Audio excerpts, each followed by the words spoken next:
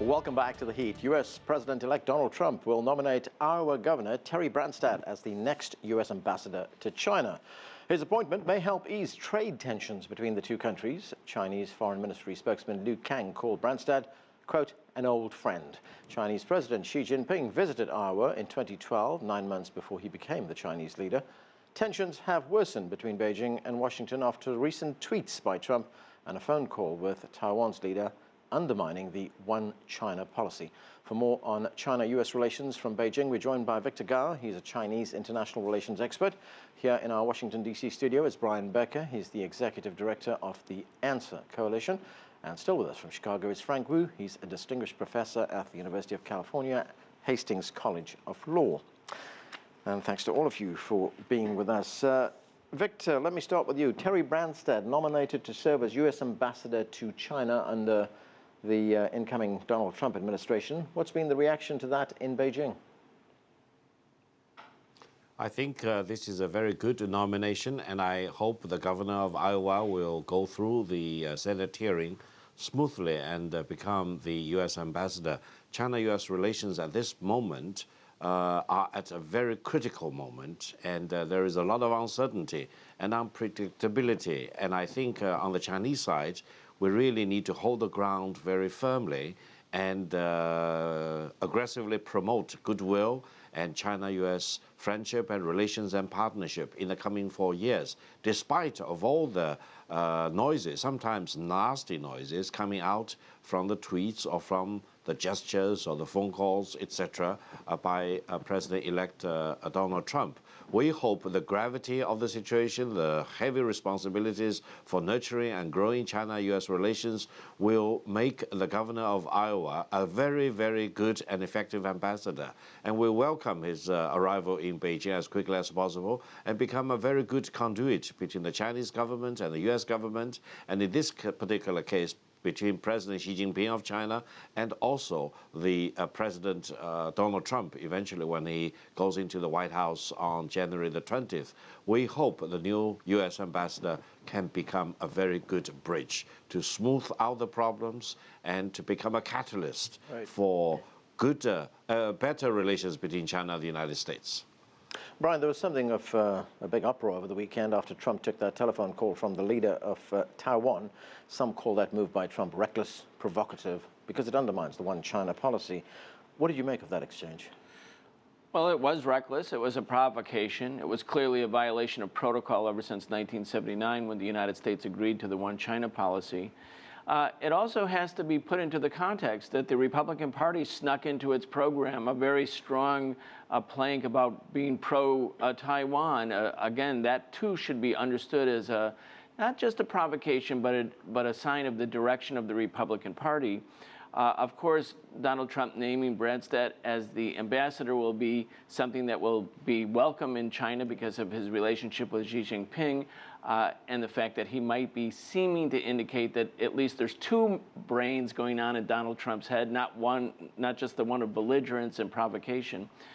So people will be looking towards it. But I think it's important to remember that Branstad was Donald Trump's pick a long time ago. He was signaling that during the campaign, even before Donald Trump took the call from the Taiwan leader and before Donald Trump carried out this Twitter war against China for objecting, where he said, did China get our permission to devalue its currency? Did China get our permission to build a massive military colossus in the South China Sea? I mean, Terry Branstad was already in line for this nomination before Trump went on his rampage. So I think we have to realize that this is kind of Trump's game right now.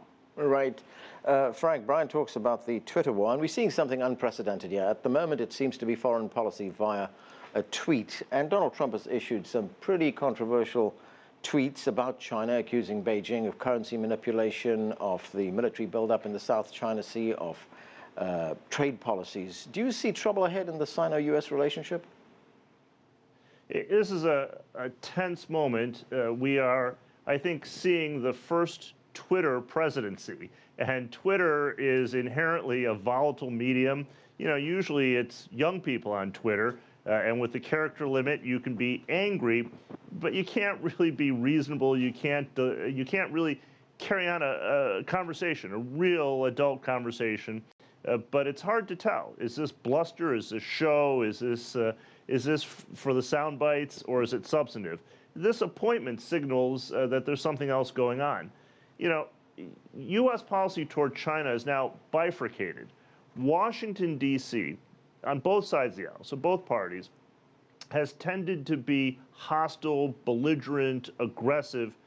But if you look at governors and mayors, if you go to the state and city level, they're incredibly welcoming of China, and they want to reach out and promote trade in both directions.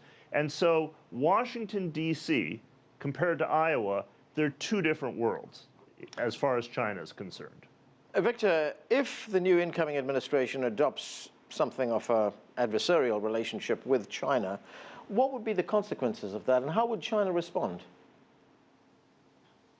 Well, first of all, China-U.S. relations are so important, both for China as well as for the United States. So any significant damage of the China-U.S. relations will be a disaster for both China as well as for the United States. Secondly, if we talk about the bilateral trade, it's already approaching $600 billion.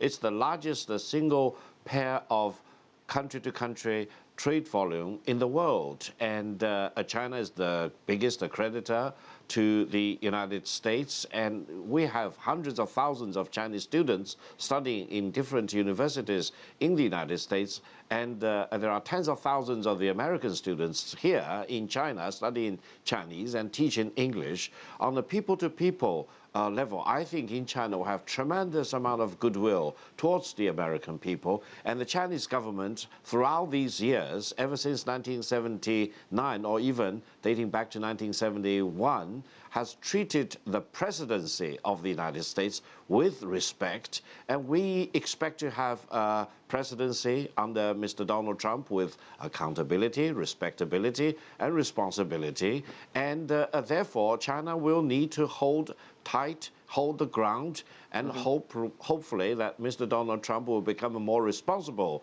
and accountable president serving the real interests of the United States. I don't think among the millions of the American people there is hostility towards China. I think people-to-people relations between China and the United States has already struck deep roots, and no single politician should shake up that foundation of goodwill in China for the United States and vice versa from the American people towards China. Okay, Brian, let's look at one element of the relationship between the US and China, and that is climate change. Now, both these countries took the lead in the Paris Accord on climate change. Now we have Trump coming in. He's a climate change skeptic.